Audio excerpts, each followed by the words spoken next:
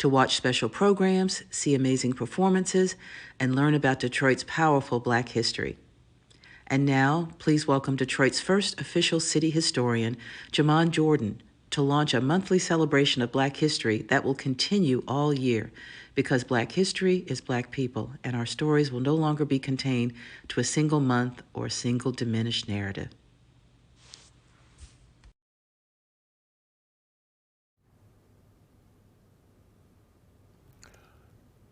Good afternoon, everyone. My name is Jamon Jordan. I am the official City of Detroit historian, and welcome to the Charles H. Wright Museum of African American History, where I will be delivering today's lecture on Detroit's Black history. This is a fitting place to talk about Black history, and definitely a fitting place to talk about Detroit's Black history. My presentation today is to Dislodge Prejudice, the shared mission of Black History Month and the Detroit Plaindealer. You must understand that Black History Month was created not only to talk about the history that makes us proud, but it was also created to make us uncomfortable, especially to make us uncomfortable with racism. You cannot fully understand and appreciate Black History Month without understanding who and where it came from. Carter G. Woodson was born in Buckingham County, Virginia on December 19, 1875. His parents, James and Eliza Riddle Woodson, were enslaved. His father assisted the Union during the Civil War and moved the family to West Virginia when he heard that Huntington, West Virginia, was building a high school for African Americans. Coming from a large poor family, Carter G. Woodson, the fourth of 7 children, could not regularly attend school. Through self-instruction, he mastered the fundamentals of common school subjects by the age of 17. But he wanted more education. He went to Fayette County to earn a living as a miner in the coal fields and was only able to devote a few months each year to his schooling. Carter G. Woodson entered Douglas High School, a high school built for African Americans, at the age of 20, and he graduated in 2 years. 3 years later, he came back as the principal of that school. While principal, he went to Berea College in Kentucky part-time, where he received his bachelor's in literature in 3 years. Berea College is one of the early anti-slavery and pro-racial equality colleges in the United States. To this very day, it provides a tuition-free college education for all of its students.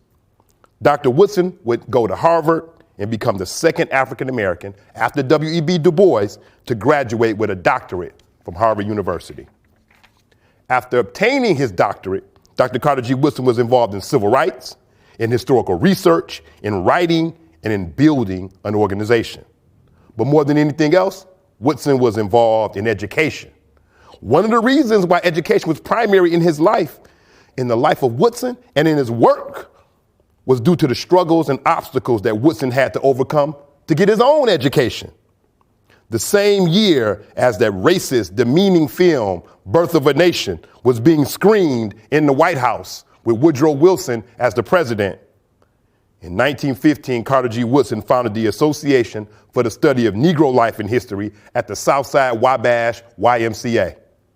Today, that organization is known as ASALH, the Association for the Study of African American Life and History.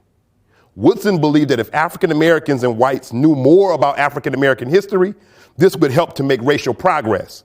African Americans would be able to have a complete understanding of their contributions to the world, especially the United States, and whites would know that African Americans are not inferior.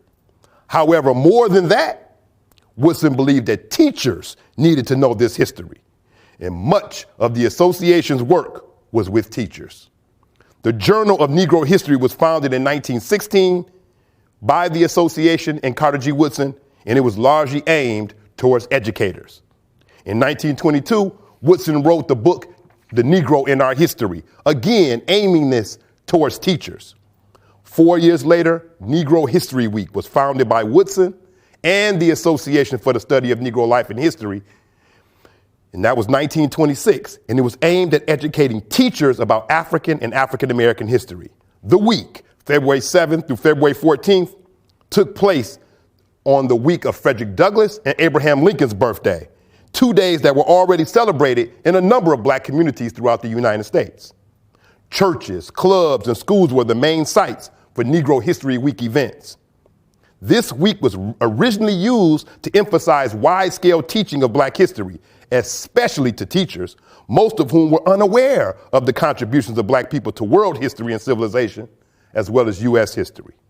Woodson was devoted not only to historical research, he never married or had children, he was devoted to Black history. He said, if a race has no history, it has no worthwhile tradition, it becomes a negligible factor in the thought of the world, and it stands in danger of being exterminated. Woodson came to Detroit in 1931 at the invitation of the Elliotorian Business and Professional Women's Club, an organization of prominent Black women in Detroit, to speak at the first public ceremony in Detroit to celebrate Negro History Week. He spoke at the Lucy Thurman YWCA. Both the YMCA and the YWCA were segregated in the city of Detroit. So there was a downtown YMCA for white men and the St. Antoine YMCA in Paradise Valley for African American men. Then there was the downtown or the central YWCA for white women, and a few blocks away, also in Paradise Valley, was the Lucy Thurman branch of the YWCA for African American women. For the next few years, it would be Black women, the Elliotorians, the Detroit Study Club, the Detroit Housewives League, the Detroit Association of Colored Women's Clubs, who would organize the Negro History Week events in Detroit. Any time that African Americans have made progress, Black women have been at the forefront of that progress. In 1933, Woodson wrote his most influential book, The Miseducation of the Negro. And in 1938, the Detroit branch of the Association for the Study of Negro Life and History was founded by Fannie Peck and Sylvia Tucker. And from that point forward, they have been organizing Negro History Week and then Black History Month events in Detroit. In 1966, during the Black Power movement, many people began to refer to the week not as Negro History Week, but as Black History Week. By the early 1970s, some groups had begun to celebrate it as Black History Month. And in 1976, on the 50th anniversary of the celebration, Black History Week was officially extended to Black History Month. When you control a man's thinking, you do not have to worry about his actions. You do not have to tell him to stand here or go yonder. He will find his proper place and will stay in it. You do not need to send him to the back door. He will go without being told. In fact, if there is no back door, he will cut one out for a special benefit. His education makes it necessary. What Woodson wrote in his book, The Miseducation of the Negro, in 1933. But there had long been a tradition of using education, history, and writing to fight against racism. And that tradition existed in Detroit as well. When Dr. Carter G. Woodson was just a young boy, before he would become a scholar of history, there was an institution in Detroit making history in the 1880s and 1890s. The Detroit Plaindealer was founded in 1883 as the first Black newspaper in Detroit. Established by 4 Black men, brothers Benjamin Pelham and Robert Pelham Jr., William H. Anderson, and Walter Stowers, the newspaper published from 1883 to 1894 and did not merely report the news, but got directly involved in civil rights on behalf of the Black community. For a little over a decade, the Plaindealer exposed Southern Jim Crow, supported civil rights, and became a major force in the rise of Black political candidates and Black political institutions. It became a major voice for the Black community in the city of Detroit. The leading founder of the paper, Robert Pelham Jr., was born in 1859 in the same state that Carter G. Woodson would be born 20 years later, Virginia. Also, like Carter G. Woodson, Pelham was born into a family of 7 children. His brother and co-founder of the paper, Benjamin, was born in 1862. By the early 1870s, Robert was working for the Detroit Daily Post, a newspaper founded by the abolitionist and radical Republican Zachariah Chandler. By 1878, his younger brother Benjamin joined him working at the Detroit Daily Post. In 1879, Benjamin founded The Venture, a periodical publication that focused on short stories and essays. Walter Stowers, another of the Plaindealer's founders, was born in slavery in Kentucky. His parents escaped to Canada, and Stowers came to Detroit as an adult and graduated from business school. William H. Anderson was born in Sandusky, Ohio in 1857, and after coming to Detroit, he graduated from high school in 1875 and became a bookkeeper. In 1883, he joined the Pelhams and his good friend Walter Stowers in founding the Detroit Plaindealer. The paper immediately focused on civil rights in the South and the North, including civil rights in the city of Detroit.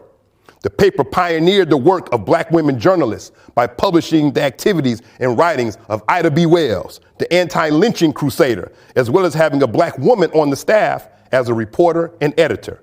That black woman was Meta Pelham, born in Fredericksburg, Virginia in 1865. She was the sister of Robert and Benjamin Pelham. She was an early black woman journalist in Detroit and in the United States. Meta joined the Plaindealer as a journalist and part of the editorial staff in 1886 at the age of 21. The paper supported the Afro-American League, the earliest national civil rights organization, and they used the term Afro-American in this newspaper rather than Negro or colored. When the paper ended publication in 1894, all of the founders continued successful work in various careers. Robert Pelham Jr. continued as a journalist in Washington, D.C., and a civil rights activist. And for 37 years, he worked for the U.S. Census Bureau in Washington, D.C. While there, in 1905, he invented and patented a pasting machine and then a counting machine in 1913. When he retired after nearly 4 decades at the Census Bureau, he was the head of the Statistics Division at the Census. He died in 1940.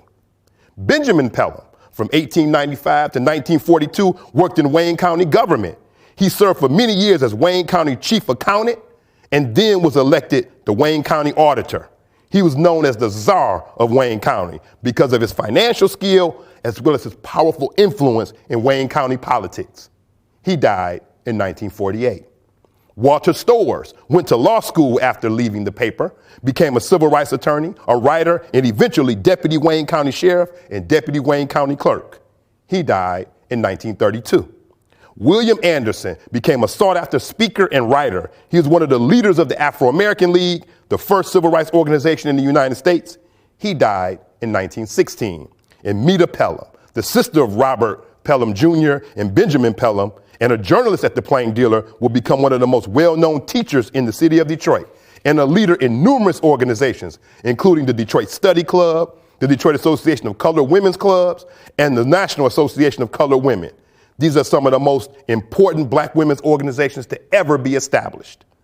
She died in 1941, still trying to urge black women to become journalists and black men and women to start their own newspapers. The mission of the newspaper was, quote, to overcome distrust, to demonstrate that the Plaindealer is an impartial advocate of everything for the welfare of the Afro-Americans, to set an example that there is no field of labor which cannot be successfully explored and cultivated by the Afro-American who is energetic and painstaking, to provide a medium for the encouragement of literary work, for the creation of a distinctive and favorable Afro-American sentiment, for the dislodgement of prejudice, and for the encouragement of patriotism. All black newspapers in Detroit, the Detroit Tribune, the Michigan Citizen, and the present-day Michigan Chronicle, they all owe a debt to the Detroit Plaindealer. And in 1977, a historical marker was approved and completed to honor the history of the Detroit Plaindealer in Detroit, Michigan. But it was never erected until a woman, a leader, a force in Detroit, a woman who followed Meta Pelham's advice and became a black woman journalist and also a pioneer in journalism at WGPR, the first black-owned TV station in the nation. Before BET, before OWN, before TV One, before Bounce, there was WGPR in the city of Detroit. Karen Hudson Samuels was co-chair of the Black Historic Sites Committee, the chair and co-founder of the WGPR TV Historical Society. And when she found out that the first black newspaper had never been honored with a Michigan historical marker, she led the movement to find that marker and have it erected. And in October 2020, during a worldwide pandemic, she got the marker erected in Capitol Park and organized a ceremony for the installation of that marker. We lost Karen Hudson Samuels almost 1 year ago on February 9th, 2021, during Black History Month. And she, like Robert Pelham, Benjamin Pelham, Walter Stowers, William H. Anderson, and especially like Meta Pelham, and even like the Detroit Plaindealer itself, is a Detroit icon of black history, and we salute them all this Black History Month.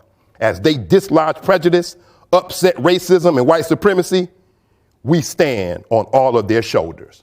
Thank you.